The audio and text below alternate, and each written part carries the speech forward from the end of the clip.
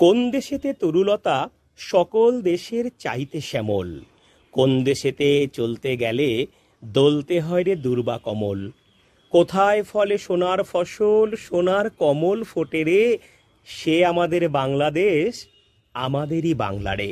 হ্যাঁ বন্ধুরা, কবির লেখা সেই ছোট্টবেলার কবিতা বাংলাদেশ। আর এই বাংলা আমার বাংলা, এই বাংলার সেই চিরসবুজ চিরহরিত গাছ তরুলতা, যার পাতার সৌন্দর্য আপনাকে মুগ্ধ করবেই করবে। এই দেখুন, চিরুনির মতন এই রকম পাতার সৌন্দর্য, যেটা অন্য সব গাছ থেকে আলাদা।